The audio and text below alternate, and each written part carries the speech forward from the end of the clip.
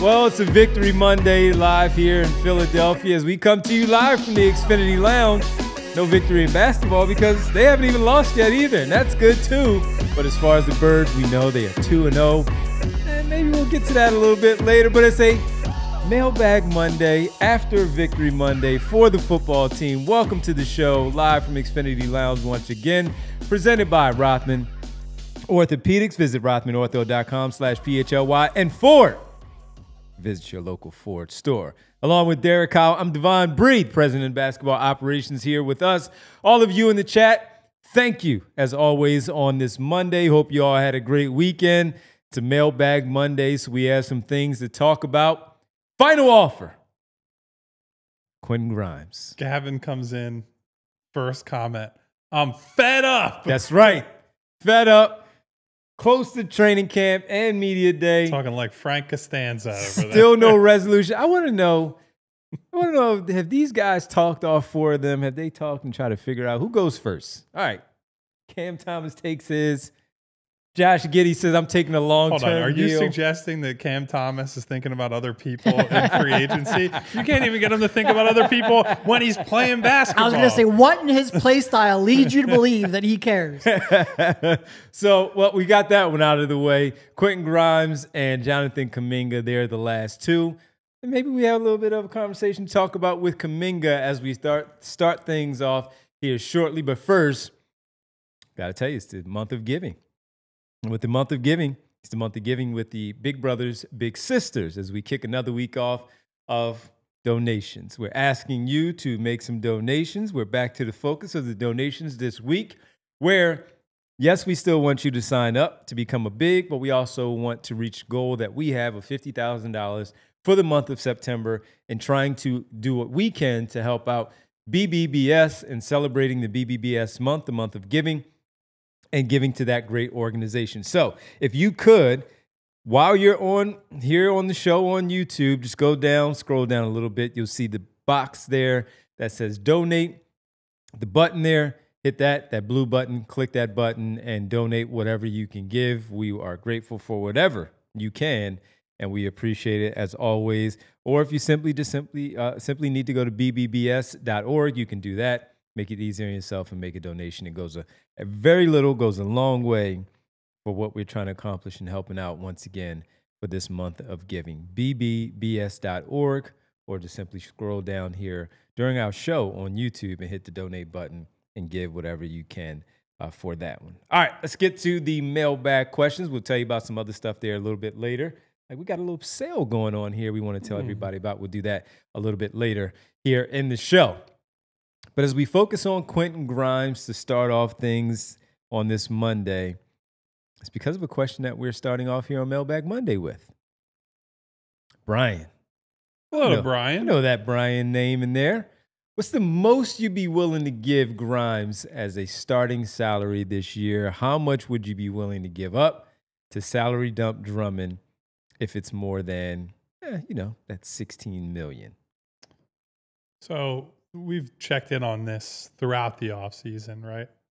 I think we ultimately all landed somewhere in like the 16 to 18 range, right? Yep. If I remember correctly. Obviously that has evolved over time. I don't think the number has changed. It certainly hasn't gone up, right? Yeah. Because rationally, as the market shrinks, as the teams who can threaten to sign them to an offer sheet just melt away entirely, I'm not incentivized to be like, well, I'm just out of the goodness of my heart going to find an extra $2-3 million a season.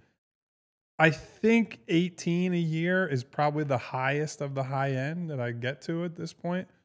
Maybe you would argue you're splitting hairs, 18 or 20 million, right? That the difference between those two contracts is not that meaningful, but $2 million here, $2 million there ultimately adds up when you're in a tight salary cap league. The Wouldn't way they you love are, to be in a point in your life where like $2 million isn't all that meaningful? Well, I'm talking about these guys, obviously. If we're talking $2 million here, hey, give me the $2 million alone, and I think I'll be good. So, yeah, I still think I'm on the 18 is around where I would draw the line.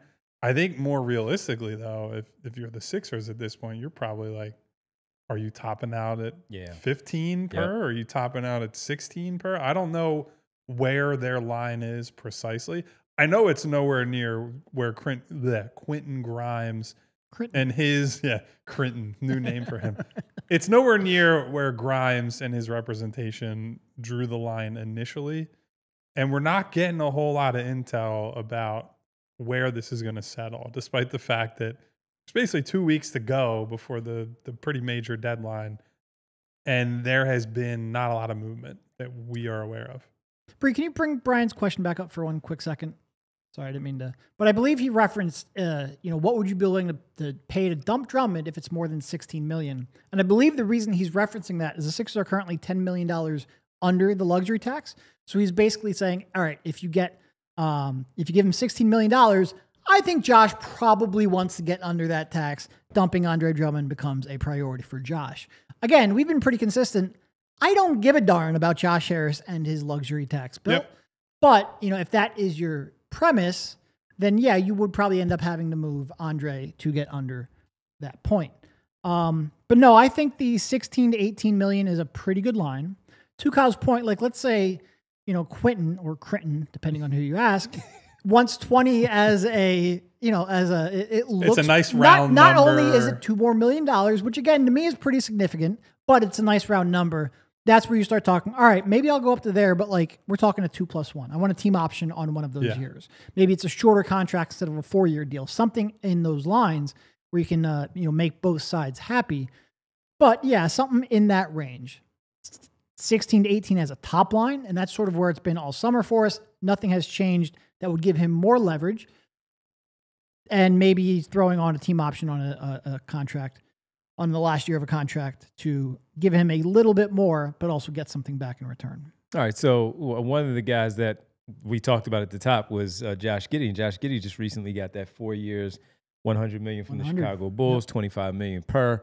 And like we said, we're around that 14, 18 range, a little bit around that number. So when you look at what that does, and we talked about it at the time, does that change anything? It really doesn't, because why should it? As you said, Kyle, the Sixers might be looking back and saying, maybe we just offer a little bit lower and see where it goes. And will he be interested in now saying, you know what, I'm fed up. I decided to just simply take the qualifying offer and bet on myself once again for a second consecutive summer. We will find out. It's been taking forever to find out the entire offseason, the entire free agent period. But then we lead into the report from ESPN that we get Anthony Slater, along with Shams, putting together a story, basically a timeline of now what's going on with Jonathan Kuminga, the other restricted free agent that is battling with his current organization at this moment. Quentin Grimes is not this. It's not like that. We have no clue what's really going on there of both sides, and Kuminga feels one way certainly about himself. The Golden State Warriors feel another way about the player. But with it, there are so many different numbers, Kyle, that were thrown about in the story as I get ready to pull some of these numbers up. So first, the one that's been updated is a 3-year offer. First, there was late last week, the Warriors offered 3 years reported in this story. 3 years, $75 million with the team option on a third. And the team option, according to Slater and Shams, is one of the big sticking points in this negotiation. That part of the disconnect, and I think this is a separator between the Warriors situation with Kuminga and the Sixers situation with Grimes. Kuminga and his agent throughout this process are essentially saying to Golden State, we don't know that we believe that you want this player, right? That a lot of what you're doing is just trying to retain him to trade him later. Which makes sense. He was benched down the stretch. Right. And I think that's an important separator, right? Is like, I think there's some of that with the Sixers. I think part of why you want Grimes around is that if you sign him to the decent sized deal, we've talked about that opens up avenues for trades later. But this is not a team, in part because they were not a playoff team last year, but this is not a team that benched him in the playoffs or benched him in the lead up to the playoffs the same way that Steve Kerr and the Warriors did with Kuminga. So I think that's important context to try to parse, all right, if this is happening with Kuminga, while there's a lot of applicable stuff happening for over in Philadelphia, there are some important separators as well. So some of the other numbers, an earlier offer, 2 years, $45 million, team option again, waiving the no trade. Non-team offer, 3 years, $54 million. That was reported in the story. In July, Jonathan Kuminga and his representation, they requested a 3 years, $82 million with a player option, to Kyle's point. And it seems that the agent, again, and Kuminga are pushing for that no trade. The player option, the qualifying offer is 1 year, $8 million, where we know Quentin Grimes is somewhere around that number as well. And I think it was 6 for Cam Thomas. He accepted the 1 year, $6 million with the Brooklyn Nets. So for the context of it all, Quentin Grimes is with a team that won 24 games, no playoffs. He had a different role once things started to go down the stretch, and he took advantage of it. Maybe Jonathan Kuminga would have done the same in that position, but they are not there. And that trade was made midseason for Quentin Grimes to come in. So he's essentially their offseason pickup, where Jonathan Kuminga is a draftee that feels like his role should be much, much different, even with Steph Curry on the basketball team. And Jimmy Butler. And Jimmy Butler on the team. And Draymond Green. Not the offensive engine. He values himself a certain way. Obviously, Grimes does too, of seeing where he is right now and trying to get a payday after what he did, putting up some big numbers. It's different. But Derek, your thoughts on some of these and where it kind of factors into the conversation? Yeah, I mean, I want to go to one thing real quickly that, sort of caught my eye in that article.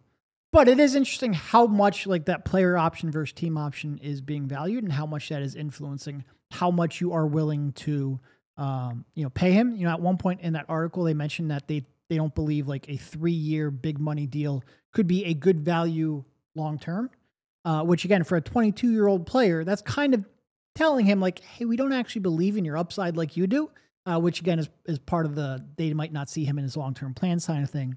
There was another part where they were talking about the possibility of Kuminga possibly taking that qualifying offer. And one of the side benefits is that as a repeater tax team, taking that qualifying offer and getting below that first apron could save them $70 million in luxury tax payments. So they're basically, the Warriors are willing to pay $70 million just to have a positive trade chip. Josh Harris has paid the luxury tax. I think he's paid about $35 million in the entire time he has owned this team. And how many years has he given away trade chips to get under that luxury tax? Yeah. It is still, even though they've done so much to try to level the playing field, you're playing different sports if you have the right owner. Yeah. So I honestly, I don't know why this one hasn't been resolved, right? I think you're asking me. The 3-year 75, I think it's 75.2 to be specific. Yes. The 3-year 75.2 with a team option seems like the only way that it's a good way to split the difference here, right? Kuminga finds himself valued higher than that in that low 80s range, wants a player option. The Warriors don't want to give you more than 2 years. Admittedly, $45 million is not like walking around money. That's good money. So to get 3 years, even if it's just the 2, and if you're expecting that people will decline that team option and you're worried about that, that says to me you should take that contract anyway, because what's the reasonable upside if you sign the qualifying offer, which is for $7.9 million, and is it significant enough to turn down what is effectively a guaranteed 2 years at $50 million, so $25 million a year, right? You have to feel that by giving up the roughly $42 million in guaranteed money over the next 2 seasons, you're going to make up more than that playing on the qualifying offer next year. I don't see where you're finding that math, right? Like, he's not in a position with the Warriors specifically where they even feel confident enough in him that it's like, we know you'll have this exact role night to night. Steve Kerr has shown, I'm not going to play this guy if I don't feel like he's going to give us the best chance to win on a night-to-night basis. So I don't really understand his position at this point. I think with him, he's got to either take the qualifying offer or take a deal, because they're just, no one is moving here. It's been the same thing the whole offseason. And I kind of feel that way with Grimes too. Like at this point on September 15th? September 15th. You got about 15 days to go before the rubber meets the road. There are no free agency opportunities opening up elsewhere, right? Zero. People are pretty set in stone with their rosters. I think the Sixers, other than Grimes, are set in stone with their roster. They're not making any kind of dramatic moves. I think you just got to make a decision at this. But this is just procrastinating for the sake of procrastinating. And I know that as someone who loves to, I say it all the time, I'm a deadline-driven decision maker. But just make the damn decision already. It's kind of where I'm at with both of these guys. Yeah. By the way, in the Golden State side of things in the story, they talk about with Joe Lacob, the one who has been reported that he was the one that wanted to draft Jonathan Kuminga over Franz Wagner. And the ownership won. And in a meeting with him over the summer, in a meeting with him over the summer, should have taken the L on that one. The ownership met with him in summer and said, "Do you want to be here?" And Jonathan Kuminga countered with, "Do you even want me here?" And that's where they are. In terms of their discussion. 2 quick thoughts. I towards the end of last season, I started tracking how much each team has paid in luxury taxes since Josh Harris purchased the team. The Warriors have spent $679 million in luxury tax payments. The Sixers have spent $29 million in luxury tax payments. In fairness, they had a team that was capable of winning a title year in and year out. For sure. But you had a decade separator. of Joel Embiid. Anyway. Yeah, well, not to go all first take here, but make a conference finals, and then we can talk about spending deep into the tax every year, maybe. I don't want to come off as anti-player at all here, right? Because I understand the position that both these guys are in. I just don't at this point in the offseason, you should have a read of where you stand with the organization, 100%, what's on the table, and like what am I willing to risk, right? You've had 2.5 months effectively to sit here and collect data, have these negotiations, talk with Daryl Morey, talk with Steve Kerr and Joe Lacob and Josh Harris on both sides of these, both coasts in the NBA, both these situations, right? I don't know how you can be at this point and be like, do they want me here? And like, just, you know what the stakes are, right? You know who's on the roster. There are no more real changes to be made, right? On the Sixers end, they drafted VJ Edgecombe. They got to develop McCain. They got to develop Maxey. That just is what it is. They're not trading one of those guys before opening night. Frankly, they're not trading any of those guys in the short to medium term, period, unless some insane thing. And by the way, it looks like falls out you of have sky. the edge right now in terms of your minutes, a starting role on a potential playoff team. You've got the edge. It looks like it. So if you're Quentin Grimes, you either have to feel, you know what, any bump in salary and long-term security is not worth it if I don't have the ability to control my own destiny. I understand that. I get that. You want to have some level of certainty.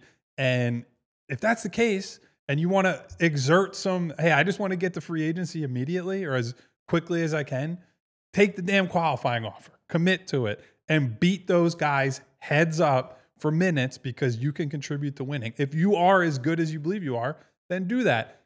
If you're worried about the long-term security, take the money. There's the back and forth on this. I don't understand. Training camp is going to open in like a week and a half, right? We're under 2 weeks on this. They play on October 2nd. They have a basketball game against the New York Knicks. And that is very soon. With the Sixers, too, if Grimes doesn't come to a decision, they'll just be like, cool. Okay, we just drafted a kid in the top 5 who plays your position and does a lot of the same things, right? So you're wearing white. Turn that jersey around. From what I have heard and understand, I don't think the Sixers have used that as like they're playing especially hardball with him, right? I don't think they're saying take $8 million, take it or leave it. Yeah, but it just gets to a point where you're in or you're out, right? And so I understand when we have people like Gavin and other commenters who are just like, I'm sick of this. Yeah. At this point, I had somebody replied to our tweet for the show and said, At this point, their offer is $750 an hour to pick up towels. And that's obviously very extreme. Yeah. But I don't know. I think I'm just tired of talking about will he or won't he with Quentin Grimes. I hope he gets what he wants. I don't think he's going to. So just make a decision.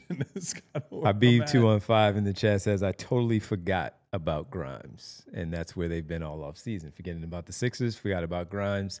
Here we are talking about it once again as we kick off our mailbag As the world Monday. turns. As the world turns with Quentin Grimes. He gave us that message on Instagram last week. Nothing as of yet. Is there a tree planting company in Philadelphia that we can get in contact with and make this situation go away? We'll see. All right, we're going to take our first break. It is a joke. The Sixers have not engaged in any, to our knowledge. Of course not. If they did, James Harden would still be here. There you go. Maybe you're right. That's ironic enough. He's with the Clippers. All right, let's take our first break. When we come back, we'll keep our mailbag questions going. Maybe some Quentin Grimes theme. Maybe a few others. We'll talk about it right here on the PHLY Sixers podcast. Guys, there was a massive game yesterday, and you know what? I had a great viewing experience. And the reason why, because I did not listen to that friend who says he's got a great setup, and they don't. And they have an absolute disaster. Whether it's lagging or whether it's buffering. Yep.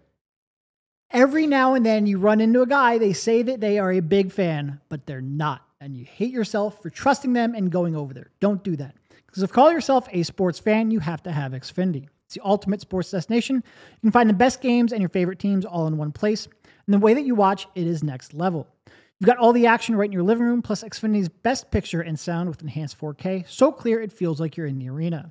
And sometimes you have multiple games going at once. Sometimes it's multiple basketball games because there's a lot going on each night. Maybe that's different sports. On top of that, you get real-time notifications and live stats right on your TV. It's best seat in the house every time.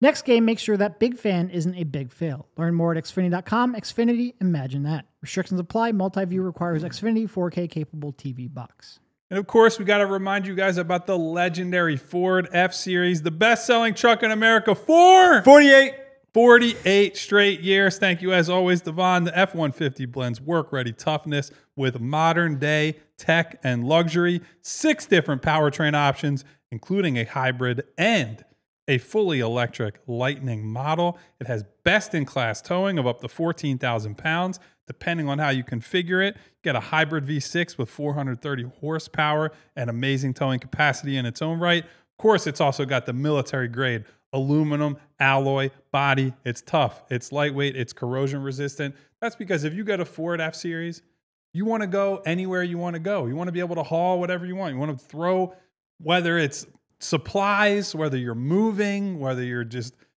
whatever you're hauling, right?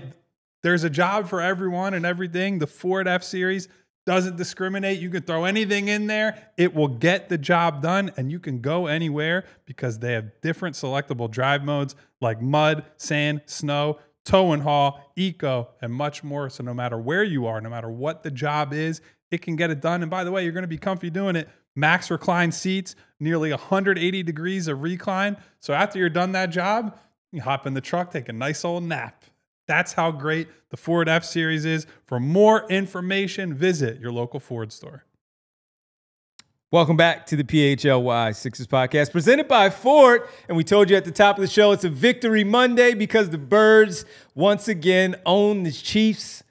And they got a victory on Monday. And with that, got a new shirt and a sale here today. First, we start with the sale, allphly.com or store.allcitynetwork.com.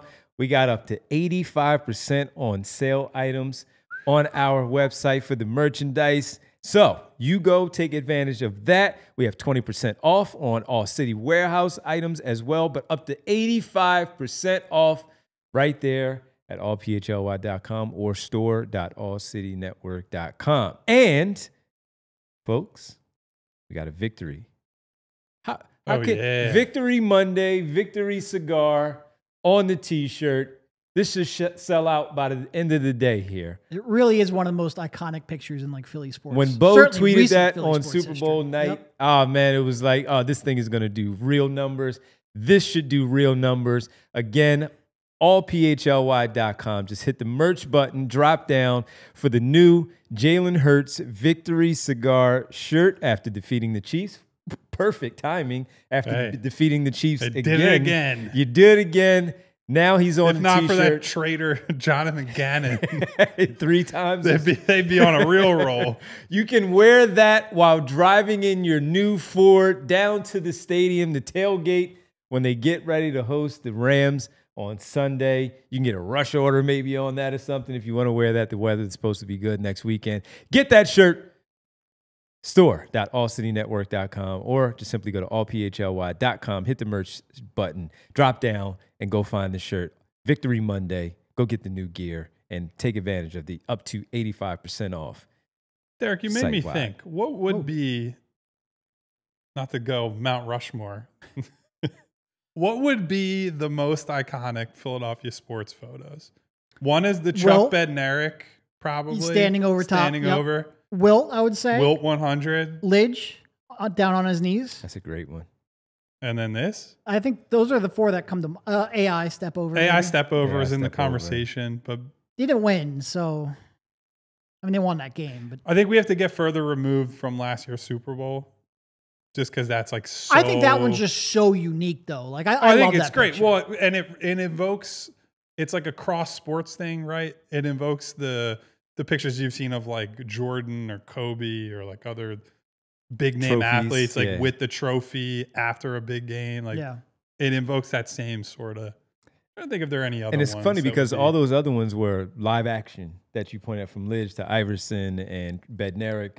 Of course, he knew exactly what he was doing. When there's got to be a Flyers one. I'll have to consult with Charlie and Bill on that one. About that. He knew exactly what he was doing when he sat there in that hallway with that cigar on the floor like that for others to see it. And perfect.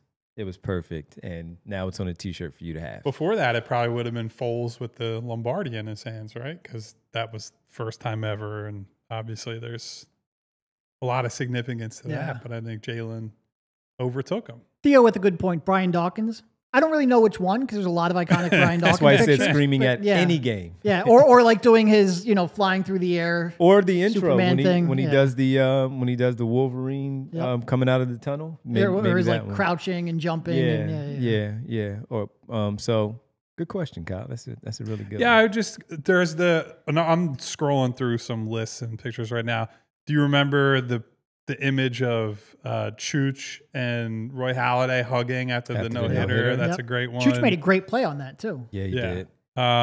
Did Matt Stairs have one, or is it just a home run? Did he have a still shot, or was it just a home run? I just think of the call. Okay. The Stairs rips one into the night. There are a bunch of Dr. J ones, probably, just because, he's... Yeah.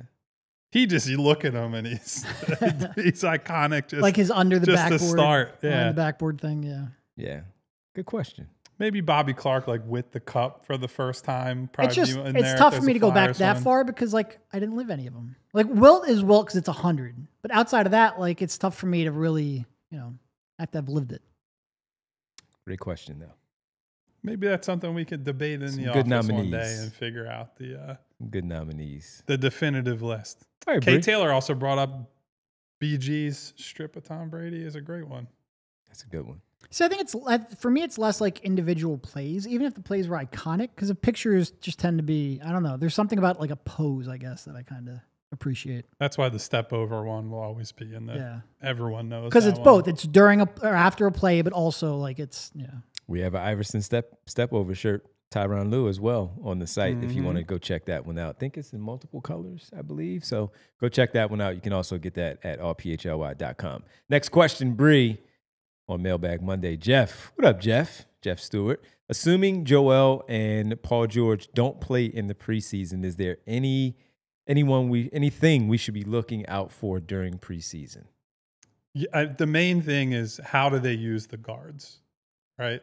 And that means so many different things. So first one is how often are all of them playing together, or how often even do Maxey and McCain play together?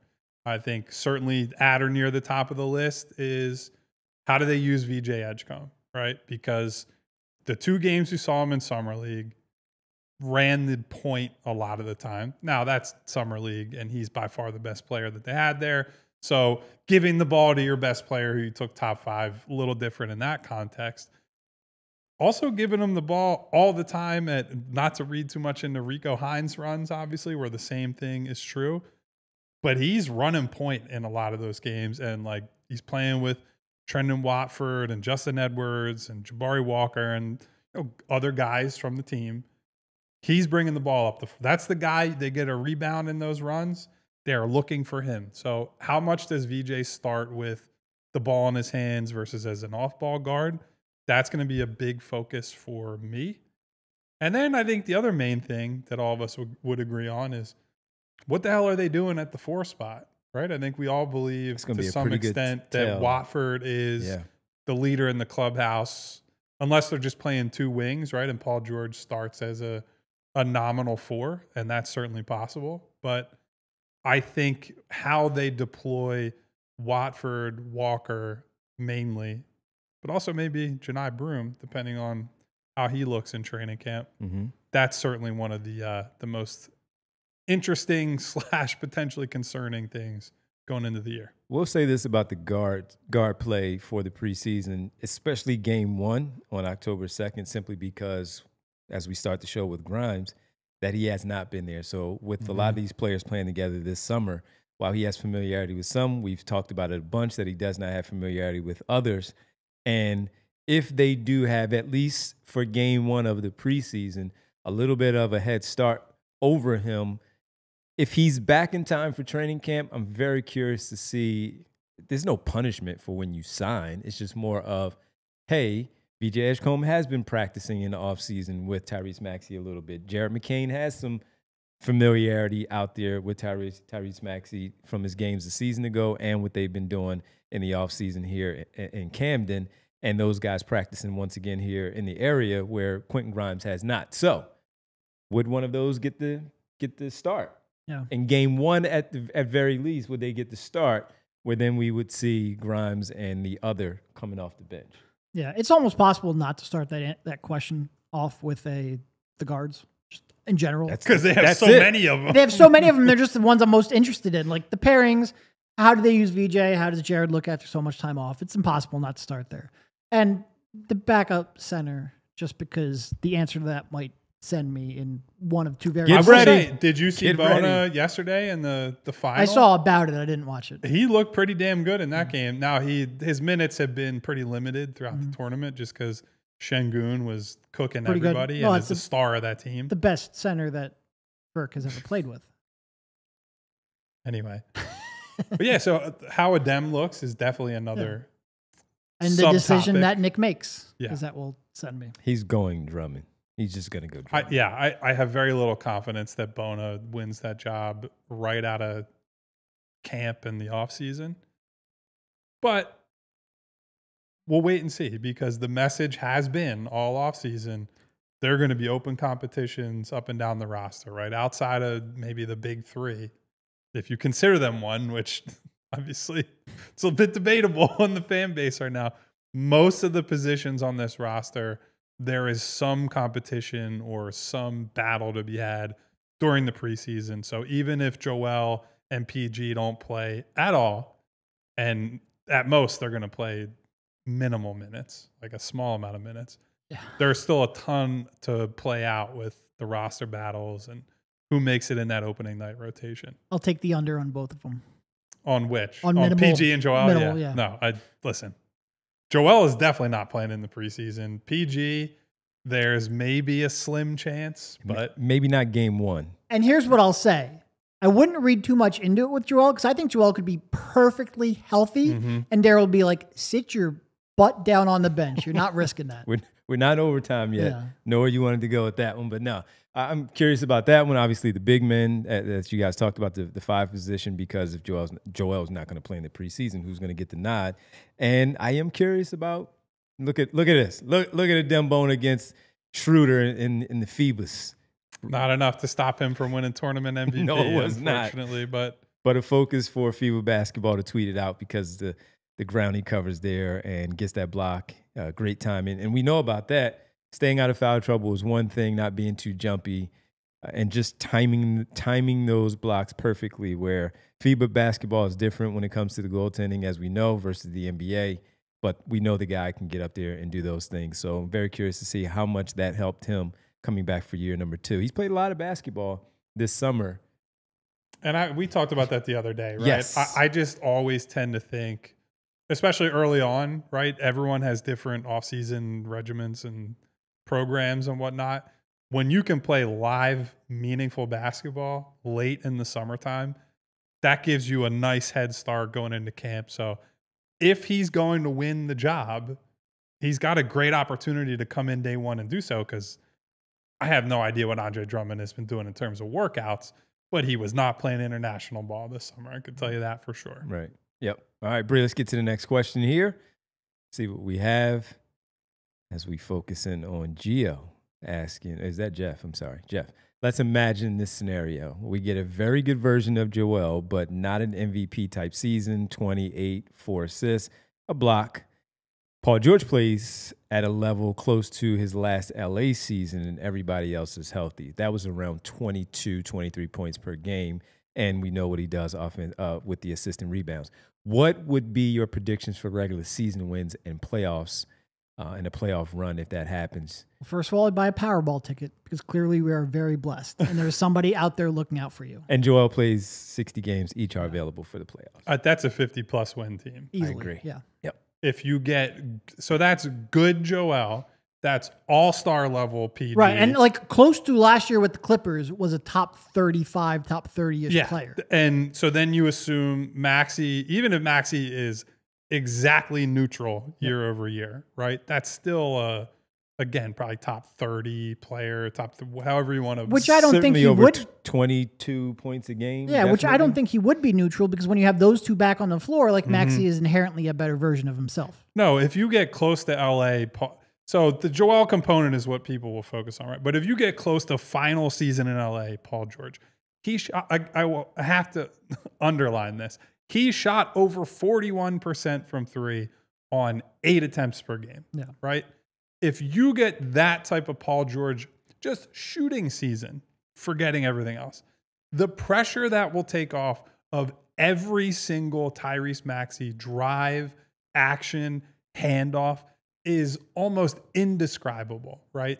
For teams to not be able to leave PG open at all. Not to say that they didn't cover him closely last year, but if he is a bright red, like, hey, you have to guard him on those shots, guy again, that opens up a ton. And then having them available for 60 games as laid out in the hypothetical there, it also just gives you so much more time to get those reps together, to build the chemistry, so that we've talked about the first half of the year up through December, maybe even early January.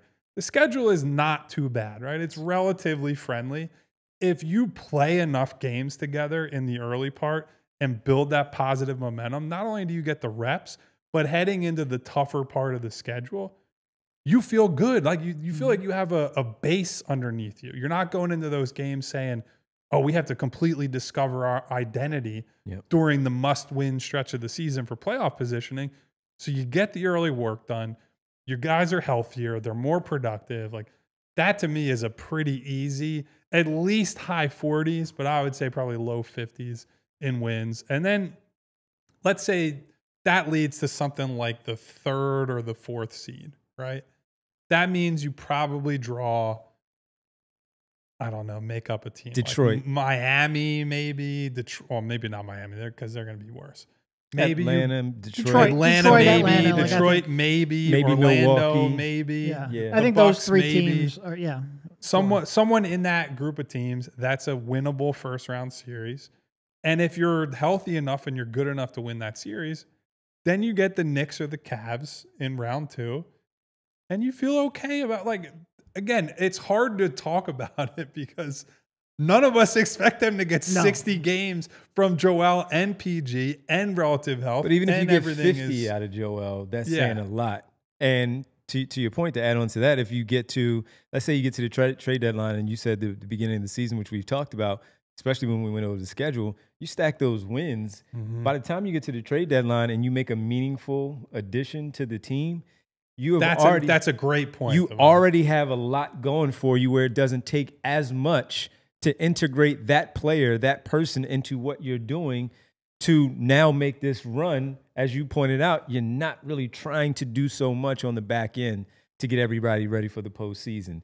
Roles will already be pretty much in play. We know things will be condensed a little bit when it comes to how it goes. Or maybe Nick Nurse kind of keeps it going until you get to the playoffs and he has a deeper rotation, maybe like what we saw, how it worked for the Indiana Pacers and all. But who knows? If something like that plays out, that could be a key part of what happens once we get to February and a move could be made. So, all right, folks, final break here. We'll get to questions more on the other side. Final pause right here on this Mailbag Monday. It's the PHLY Sixers podcast presented by our good friends from Rothman and Ford. And look, we've all tried to keep our finances in check. You've got so many different accounts. You've got so many different places your money's going. You really need a great place that's going to break it all down for you. Whether that's tracking your different accounts, whether that's tracking your spending, it is getting harder and harder. You've got so many subscriptions all the time. I've said this before. I actually at one point had 2 Netflix accounts. And look, Monarch Money is going to show you that right off the top. Feel organized and confident in your finances with Monarch Money, an all-in-one personal finance tool that brings your entire financial life together in one clean interface on your laptop or your phone.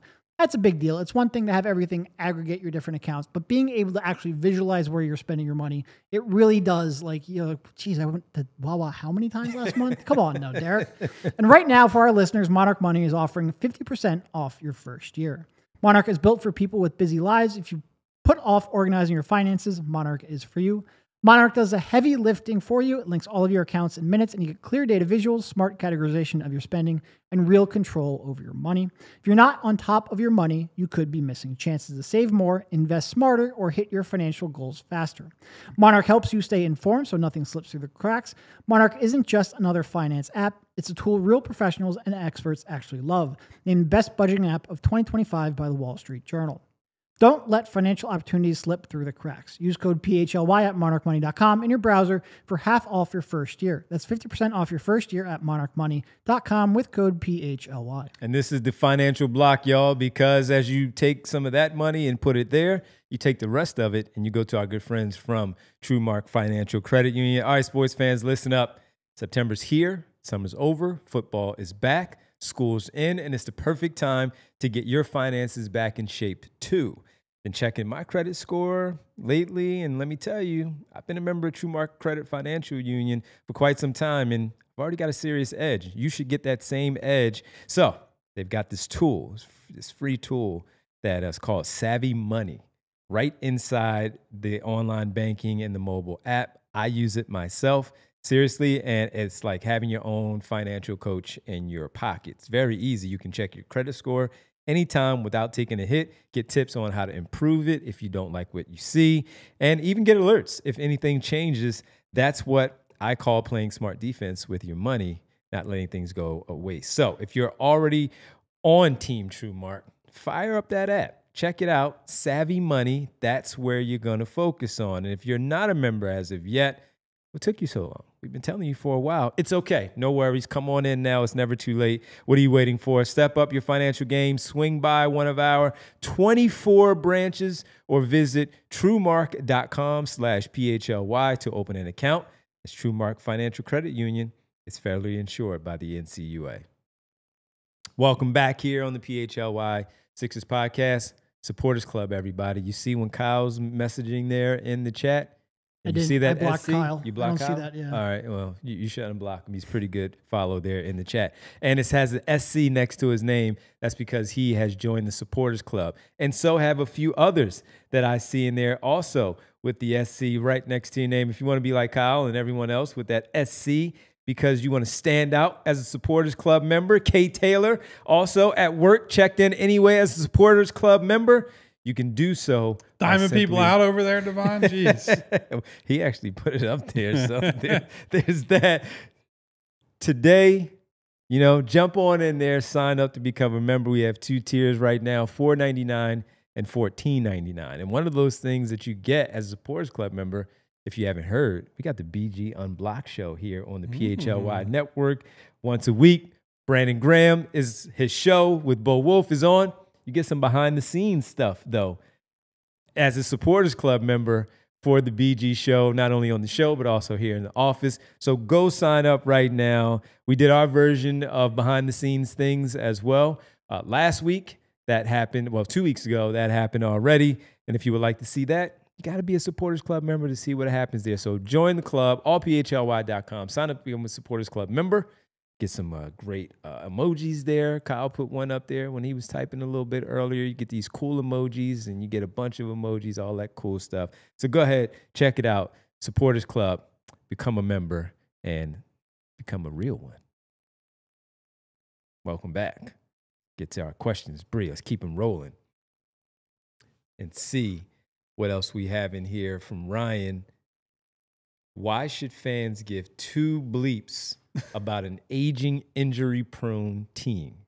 Well, first of all, thank you for the question, Ryan. Second of all, we've tried to say the whole offseason, you can't go in focused on the old aging guys or the aging injured guys, right? You have fun with this team looking at the young guys, looking at what is to come in the future and not what has already happened, what they've committed to, right? Blank slate for VJ Edgecombe. Mostly blank slate for Jared McCain. What does Justin Edwards bring? What is Adem Bona's trajectory? Can Tyrese Maxey with a more functional team look closer to all-star Maxey and the guy we saw in January, which Devon brings up a lot, rather than the first few months of the year, right? Like those are the things that you watch for. I think most people are still trapped in the, well, Joel's on the team, so everything goes through him. And like, I get it to some extent, but I think if you like and enjoy watching basketball, if you like watching the Sixers at a basic level, there's a lot of stuff that's going to happen from the start of this year and moving through the rest of the year that we didn't get to focus on. We didn't get to watch really last year because by late December, early January, the season was effectively over, even if they wouldn't admit it. Even if they had a disaster year this year in terms of the record, there are way more youth and developmental stories that are worth following for. Yeah. No, look, first of all, the reasons you care, A, basketball is a great sport, and this is your local team, and they're fun to watch. But B, like, you've got a lot of young talent. And again, I get it. To Kyle's point, like, everything runs through Joel. It's hard to get excited about the team if you're not excited about Joel. I really do think the additions of VJ and Jared, sort of like divorce yourself from that a little bit. It gives you something to root for, even if it's not going to lead to a championship this year. If those two develop the way that we think they can develop, it's going to give you a material difference on what your future looks like. That might not be the best player on a championship team, but if you keep developing them, they get better as players, they get better as trade chips, they raise your floor. Like, there's so many good things that come from taking a 16th pick and developing or hitting a home run on a third pick that I think there's enough reasons to be like, okay, again, maybe I don't believe in the championship equity of this team. We just laid out a pathway with the previous question that would give you a championship contender. We're not sitting here telling you that's a likely pathway, so I get if you don't believe in it, but there's just so many other reasons, and it starts with the guard trio. So many storylines within any season, any sport, any season, you have a bunch of storylines. One of mine is, as we talk about the guards, one of the questions that we had coming out of training camp last year as we got ready for a much anticipated season, how are the offenses going to look minus Joel Embiid? We got that answer pretty quickly, and it didn't give us anything to be excited about. So now with those young guys, how is Nick Nurse? What is he designing all offseason with his coaching staff to put together for the start of this year, knowing that Embiid is probably going to miss some time like he did a season ago, but where you get some answers about how good these guards are together, if they can win some games in the Eastern Conference, can they take advantage of those opportunities? There are a lot of storylines here that we can really dive into this entire season as it goes along. We hope they mix in a lot of wins where we don't have to deal with what we did a season ago or with what you had to deal with a season ago. But why do you focus on an aging team like this? Because some of those guys that are aging aren't going to be on the floor all the time. And in order for them to win, you need answers from everything else that's on the roster. And that's where the interest level could come in too. And if they start to win and you see it, maybe you'll be more engaged in paying attention to that team because it's driven by these younger players, a different look than what we've been accustomed to over the 8 years of Joel Embiid on the floor. And Dave P. with a good point. I'm going to age myself a little bit here, but like I lived through John Lucas. I lived through, Randy Ayers and Doug Moe and Carter and like Johnny Davis. Like if you think it's bad now, trust me, it can be worse. And you lived through so much incompetence that, yeah, maybe Joel's old and injured. He's still Joel Embiid. There's still a 10% chance or whatever it is that he gives you something great. And if not, you have the 3rd pick in the draft, man. Like, remember when you used to get excited about the 3rd pick in the draft? Now it's like, well, I'm so burned by Joel and Paul George, I can't get excited about the 3rd pick. Really? Like, come on. People are scarred, man. They're scarred. I'm guessing you got that from Twitter because that seems like a Twitter flyby. Like, I'm going to be snarky question. I think so, but we get those no matter where we're asking them. I would also say this, right? And I'm not putting any sort of, I've said many times, no championship expectations for this team. But if you guys go back to Jason Kelsey's speech at the parade, right? His whole thing was like, he went through half the roster and was like, this guy can't do this. This guy's not big enough. This guy's on steroids. This guy's this. And there were all these examples. Some of them were straw men, right? And like we get that. But he went through all these examples of here's why it is not supposed to work. Here's why it's not going to work. And it still worked, right? And they had their MVP candidate quarterback go down the middle of the year. And those guys won the first damn Super Bowl in the history of this city, right? After all the choke jobs and championship game losses and disappointing seasons, it was goddamn Nick Foles coming out of the ether and beating the guy who's considered the greatest quarterback of all time, right? So if you fixate on here are all the bad things that can happen, here are all the reasons it'll go wrong, like I know you can convince yourself of that, right? Everybody can. You can do that in your everyday life too, right? But I just don't think that's a fun way to watch and appreciate sports. I think you go in clear-minded about what the pitfalls are, what the hurdles are, what could go wrong. But you also have to say, like, what happens if Joel Embiid is healthy? What happens if Paul George does shoot closer to his, career averages from 3? What if Maxey gets better? What if Edgecombe is good? There are two sides of it, right? Then you look at it and you say, the Eastern Conference is just not that good, right? Two of the main contenders that come out of the East, we're basically writing off before the season starts because of major injuries to their star players, right? So those are tangible things. Those guys are hurt. Those guys are out. We know that with certainty. We feel like we know what's going to happen with the Sixers, but you find out by going for the ride. And if it ends up in misery, okay, but we go through it together and we find that out on the journey instead of saying, on September 15th, the season's over. They're screwed. Like, let's at least try to have some fun. That's what sports are all about. You brought up Foles. And I very vividly remember me having a very doom and gloom nihilistic tweet when Wentz went down. Because everybody did. And it ended up being, first of all, completely wrong on Wentz, but we didn't know that at the time. And also completely wrong on Foles. And it was absolutely magical and one of the greatest memories I will ever have.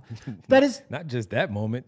Even though they beat the Falcons in that first game, we were like, they can't beat anybody like that. And then they destroyed the Vikings. And so we saw a historic offensive performance in the bowl. Yeah, no, look. Go ahead. I was just going to say, like, some of the best memories in sports come from things that you don't expect. Like, it's one thing to be the 73-win Warriors, but, like, the ones that take you by surprise can be the best rides. And is that low probability? Of course. Like the Pacers this year. You have to hold out hope. Yeah. Yeah, by the way, it looks like Carson Wentz is going to be starting for the Vikings week 3. J.J. McCarthy looks to be ruled out already after last night's game. So we'll see Carson Wentz throwing to Justin Jefferson, presumably, in that game. We didn't get it here, but you get it there. Doesn't matter now. 2 Super Bowls in the books. Doesn't matter. I'm cool with our guy, even if he only gets 100 yards. Yep. So the trash talk with Chris Jones was unbelievable. That was great. That was great. All right, Bree, let's get one more in here on this Mailbag Monday. Running through these questions. Muffet McGraw. Muffet McGraw. What's Great the coach's name? Isn't that is it? It's something like Something I know who like you're that. referring Yeah, to. yeah. All right, LSU's coach. All right. Does the organization feel any regret around the whole punt a season into cap space plan? Feels like the injuries are just wiping away what looks like a pretty disastrous long-term move. I don't want to speak for the organization. I think what I would say, because Joel ended up that's the year Joel got injured, right? It was a cap space year. Yeah. If he couldn't make it through the Knicks series, what would have, what was the reasonable upside for that team with a compromised Joel? Could he have run through 4 playoff series and win 16 games? Yeah. I don't know. I think if there's regret, it's what happened after it, right? Yeah. It's the fact that you signed Paul George and in year 1 has kind of like the worst case scenario year. You extend Joel based on what the medical knowledge you thought you had at the time, the opinion of various experts, and season goes sideways for him, right? I don't think the regret is in.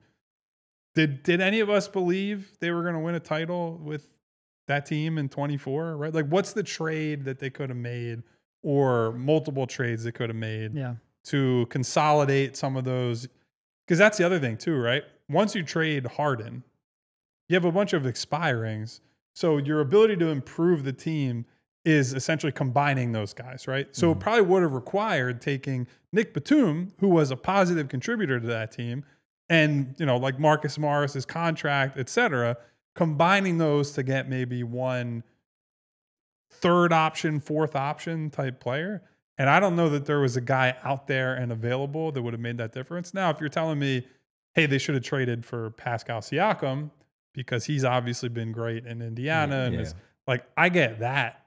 But I don't think that was really on the only one of the guys that got moved that season that I think maybe if they had a chance to go back and potentially improve an offer in hindsight, maybe OG Anunoby, right? Like, I think that's a guy that maybe they would have gone back and said, hey, well, but the whole thing with Anunoby was all the connections between the Knicks and his representation and whatnot. So that was kind of fait accompli in the first place. Yeah.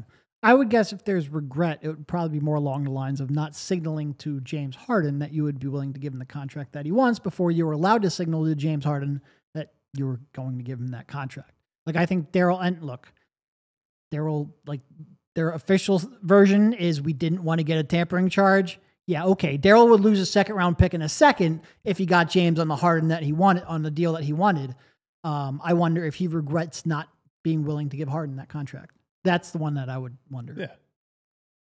Because to your point, I do think that if Daryl was going to pony up a ton of money, there are definitely ways that they could have funneled that information to Mr. Harden and his representation.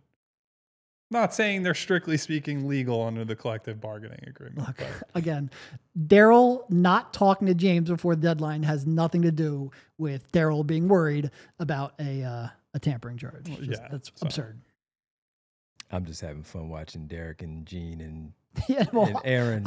I can't do math go in my back head and now. forth with numbers and how they're going to go undefeated in the regular season, win in the postseason, win a championship. Because Gene said, what he said, 97? Yeah, 99. 99 and 0 because he was counting the play in. Derek, of course, bounced back. Well, they're 99 and 0 and they're in the play-in tournament. How's that? No, I'm possible? sorry, the mid-season tournament. Yeah, he meant the NBA Cup. Yeah, the labeling on all these. They need to find a sponsor so we can. Not that I want to call it like the Emirates Cup or whatever, but a little confusing. It's just funny to watch them go back and forth. All right, folks, it's a Monday. It's a wondering mailbag. what the hell you two were giggling about. It's in the books, and we're going into overtime. So if you want to continue to watch the show on this Monday in overtime, allphly.com is where you need to head to right now. We thank everybody on the TV side on the Fast Channel for hanging out with us. We'll be back tomorrow at 3 p.m., same time, same place here on the PHLY Sixers show. If you want to hear some Eagles talk, join us now because... Oh, we're done with the mailbag? I thought you wanted to talk a little birds, so I wasn't sure. We did have one. Bree, did you pull up the one in the Discord that was like, what was your favorite year I think there was some, yeah, from the French process. What's your favorite season / roster of the Embiid era? I think for me, it was the 2019 team. That was the one that I think was probably the most fun to cover because there were just so many personalities. I think that's on an that group. important distinction. And I think that was the one where you looked at and you're like, there's so much runway here and so much talent. Like, they've got to be able to figure this out. Still Unfortunately, young enough. that blew away, Yeah. or blew up pretty quickly. But Yeah, it was top heavy, but it was still a pretty damn good starting five with a couple of guys off the bench that could give you some minutes. And if they did it right, which they didn't, you go into the next couple of seasons and you look at it and you say, the runway there, they now can tweak it how they need to with this 6, 7, 8, 9, and 10 rotational guys after that starting five, depending on who was still, there. If JJ Redick and Jimmy Butler came back, would Tobias Harris return? Probably not. So how do you fill that in? Plus those guys on the off the bench to come back. So that is probably my favorite one because of all the talent that they just had at the top that I thought was going to be able to stick around, and it did not happen. So I agree. So I've said many times on the show, I had the most confidence, maybe most belief is probably a better way of putting it, in the 23 team when Joel won MVP. He's playing with Harden, Maxey in that perfect third guy role, had a good mix of role players, although they were probably like a guy short, probably, if we're talking about that rotation. I felt the best about that team as a potential playoff threat, but definitely had the most fun in 2018-19 because part of it is about the fans, right? I think the fan base was still young or early enough in the Sixers cycle that there was real and tangible belief behind that team.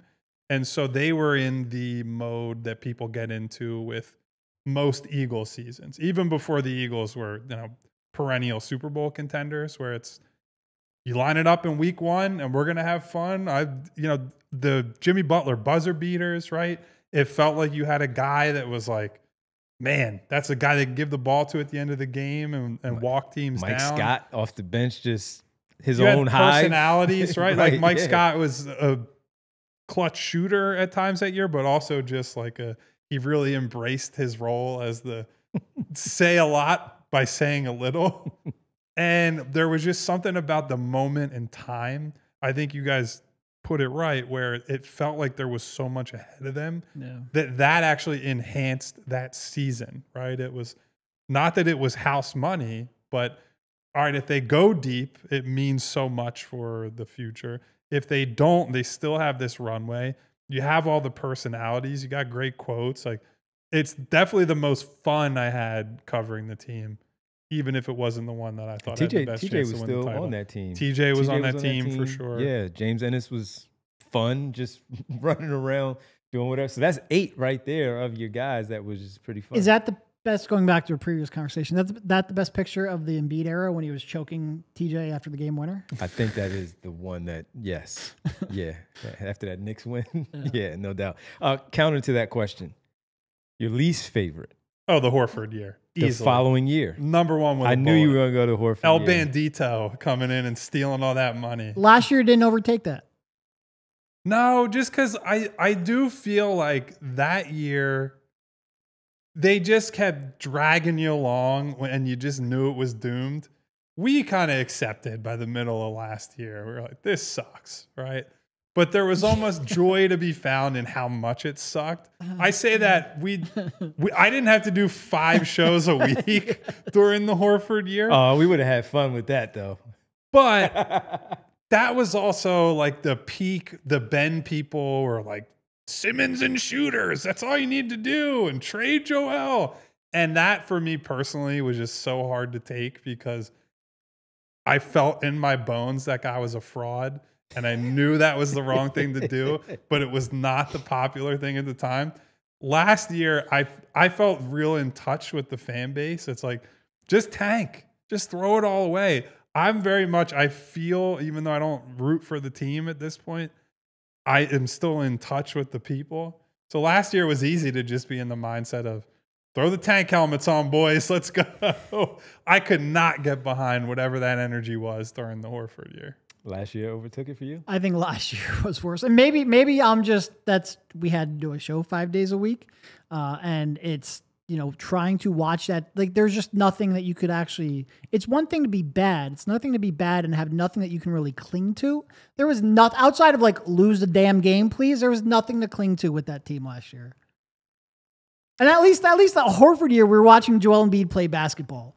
Kyle's right. I would say Kyle's right though. That 1920. was that would be number 2 on my list. It was super for sure. toxic. Like Joel was COVID. making doe eyes at Jimmy Butler in Miami the whole year. Then you had COVID that ended the year. Right. It's like then I'm stuck in the house and just like watching Al Horford. Ben Simmons couldn't The play hell are in we the bubble. doing? Couldn't do any of that stuff.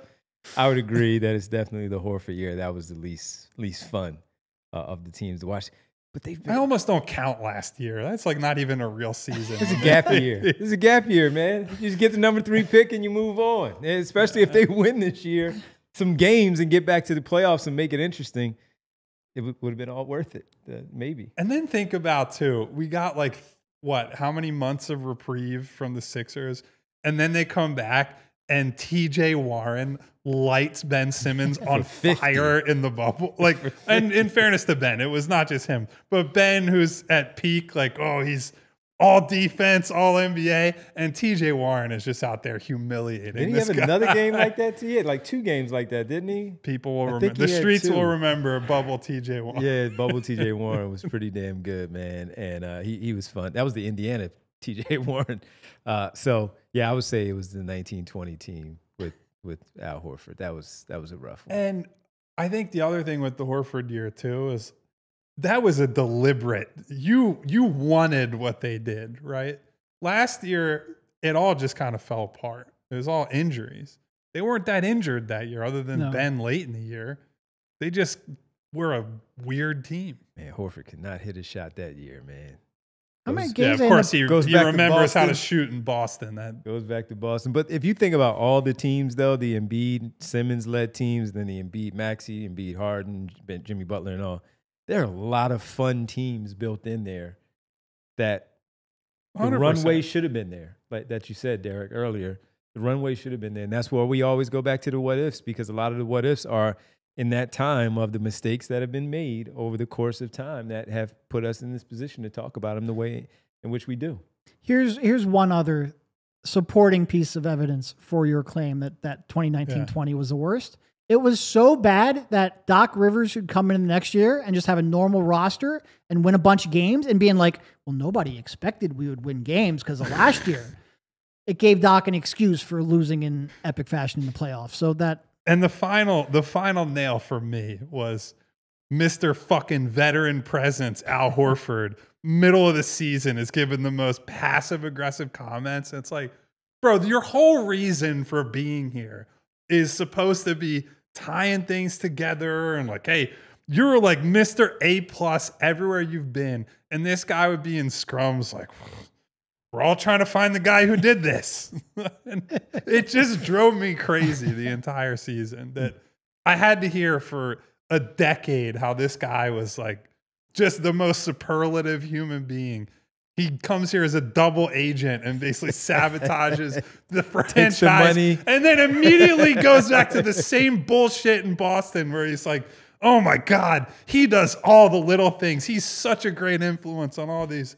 It just was really hard to take being up close and personal with all of it. Gene, good point. Don't forget about Anna Horford as well. Oh, yeah, to deal with the family too. Yeah.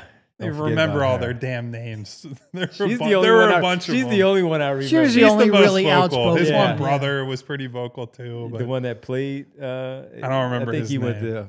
to Michigan. I anyway, think that was like the they're one. his Yeah. family. I understand they're going to take up for their guy, but Yeah. it's also And like, you never gotten in any like back and no, forth with because her, right? I don't Yeah. get Did into you? it with. No. Okay. All right. All right, folks. We'll get to the birds tomorrow because people are still going to complain about it, and we can just give our thoughts tomorrow of how good they were getting another win. Push this conversation right into tomorrow. Absolutely. Don't forget about the sale right now going on, 20% off and up to 85% our merch sale right there at ALLCITY and allphly.com. You can go to store.allcitynetwork.com or allphly.com. Hit the merch button, drop down, bang, you'll find the merch there. You get a cool shirt right there that Derek has on. Some of the hoodies that you've seen us wear, like the one that Bree is featuring. We have them both black and gray. So if you want to go get yours right there, allphly.com, take advantage of that. And the new shirt, the cigar, the Victory cigar, Victory Monday. Jalen Hurts let everybody know that, like Derek said, I don't care if I got 100 yards. Kyle, to Chris Jones, just shut up because we just won the game. And that's it. Shut your you-know-what up. We won the game. That's it. I will say I'm concerned about the offense, but they did win the game. They did win the game. 2-0. It's not so much the Jalen Hurts of it. It's the fact anyway. The play calling is not that great. All right. Let's get to, and don't forget about the bbbs.org for Big Brothers, Big Sisters. Please make a donation if you can. Get to the world famous starting this week off. Folks, we're getting there. Less than 2 weeks away. Start of basketball. It's the roll call. Birds are 2-0. The chat is, I don't know if I'll say undefeated, but you guys are certainly showing up for us each and every day. We Philly's appreciate going back that. to the playoffs, clinching a spot. What is that, number 2? What's up? Right. That is certainly a they're sport that is second seed happening now. right now. That's the one that Kyle cares about, the playoffs. My teams, the Eagles and Liverpool FC, are undefeated right now, and that's all I care about. Thank you to Eugene Ross, to Win Forever, to Kyle Wright, to Win Theo, Forever. to my girl Nona, to Lee Nguyen. What up, Lee? To I Gavini, who once again said about Quentin Grimes that I'm tired of it. Can't take it anymore. Thank you to Jeffrey Stewart. Thank you to Just Jeff. What up, Jeff? For the mailbag question. Both Jeffs. Thank you to up, Jeff and Jeff. 2 different spellings. Yes. Good job by you, gentlemen. Thank you to B Knight. Thank you to AA Ron. What up, B-Night? Old Dirty Yams. Aaron. I dropped the, you done messed up for AA Ron, but it's You done still messed up, Kansas City. still in my heart. Dave P. hanging out with us. Oh, Marcus Blackstock, Terrence Knights. What up, Mark? Who else is in here today? Terrence hanging out on a Monday. Jay the Jungle. Appreciate it. My guy Will, Val, Jess, Hey, who's Val. miserable ass Miami Dolphins. Getting cooked. They're bad. Yeah. They are real bad. Somebody's getting fired soon. Maybe. Everybody might be getting fired based on how they're playing. T. Harris, Mom's grandchildren. Of course, what's up to Mom? Yes. Thank you to everybody for popping in and saying hello today. Thank you to all our mailbag questioners and questions. Thank you for always No coming matter through. where those came from.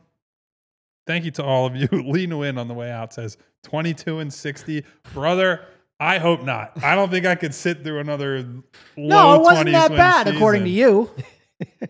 It's only because we embraced it, and it's only because it ended with VJ Edgecombe at the end of that long, miserable stretch. Man, if I'm rooting for a top 4 protected pick in February, oh, man. They're in trouble.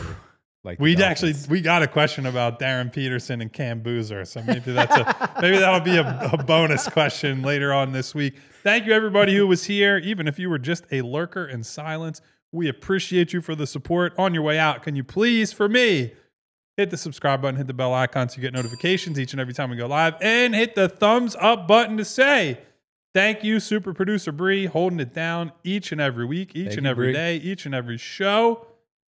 Always the best, always our president of basketball operations. Until next time, we'll be back at 3 p.m. tomorrow. Take care of yourselves. Stay safe. Goodbye. See ya. We all silly like the mayor.